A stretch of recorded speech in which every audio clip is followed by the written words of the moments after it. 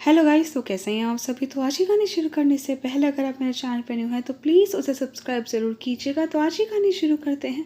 बुढ़ापा ना हुआ जी का जंजाल हो गया। आज से 54 दिन पहले मैं भी अपने पति के साथ इस फ्लैट की बालकनी में बैठकर धूप सेका करती थी। वह अखबार पढ़ते, बालकनी में रखे गमलों को पानी देते और मैं कभी मटर छीलने के बहाने तो कभी स्वेटर बुनने के बहाने बालकनी में जमे रहने का बहाना ढूंढती, जब तक धूप दूसरी छोर का रुख नहीं ले लेती। यह सोच सोचकर मेरी आंखों से आंसू झलक रहे थे। खिड़की से धीरे धीरे कमरे की ओर गई तो कमरे में लगे आईने को देखकर चौंक गई।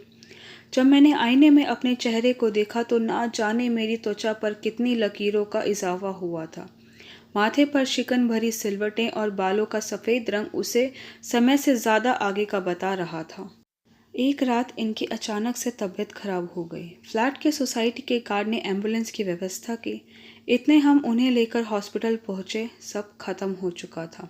कुछ बीमारी ऐसी होती हैं जो इंसान को संभलने का मौका ही नहीं देती। इतने मेरा बेटा हॉस्पिटल पहुंचा, तब तक डॉक्टर ने हमें वापस घर रवाना कर दिया था। 13 दिन की दुनियावी की रस्मों रिवाजों के बाद सब रिश्तेदार चले गए। बेटा बहू भी बस 3 दिन रुक कर चले गए। उन्होंने मुझसे साथ में चलने को कहा था, पर मैंने मना कर दिया और मैं अकेली रह गई। और कोई दूसरा विकल्प भी तो नहीं था, क्योंकि यह अक्सर कहा करते थे कि कोई भी परिस्थिति आ जाए पर यह घर छोड़कर मत जाना। मैंने जब उनसे कहा भी था कि आप ऐसा क्यों सोचते हैं, हमारा बेटा है ना, तो उन्होंने कहा था नहीं, बुढ़ापे में बच्चों का मोहताज मत होना।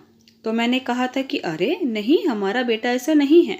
इतना प्यार लुटाया है हमने उस पर, कुछ तो देगा हमें वापस।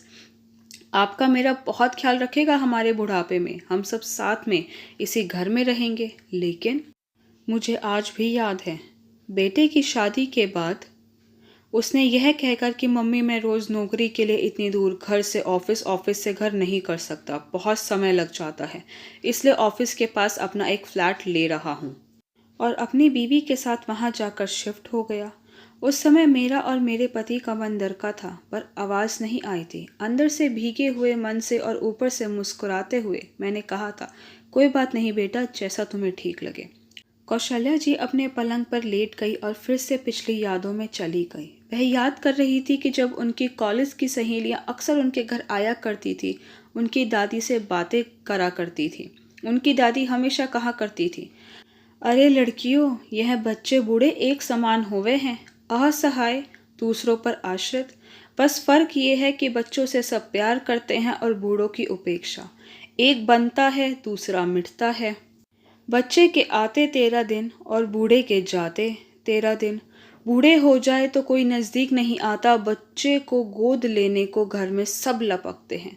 कौशल्या जी यह सोचकर मन ही मन मुस्कुरा रही थी। कौशल्या जी के जब बेटा हुआ था तो वह रात भर उसके लिए जागती थी और उनकी सासू माँ भी रात भर उनके साथ जागा करती थी। कभी बच्चे को गोद में लेती तो कभी उसे लोरी सुनाकर सुलाने की कोशिश करती। और दूसरी तरफ इनकी दादी की कमरे में से खांसने की आवाज़ आती तो सासू माँ उन्हें डांट देती, सो जाओ अम्मा, एक तो मुन्ना तंग कर रहा है, ऊपर से तुम भी नहीं सो रही हो। आज कौशल्या जी स्वयं बुढ़ापे के कगार पर खड़ी थी। पिछले 3 दिन से इतनी बार बुखार में तप तप कर ठंडी हुई हूँ। मुंह में कोई 2 निवालें डालने वाला नहीं है या 1 कप चाय पिलाने वाला। जब वह जवानी के दौर में थी तो अक्सर सोचा करती थी कि पता नहीं बूढ़े लोगों को अपने बच्चों को परेशान करने में क्या मज़ा आता है। तड़पते रहेंगे पर जाएंगे नहीं उनके पास। पर वह नहीं जानती थी कि बुढ़ापा इतना मुश्किल होता है।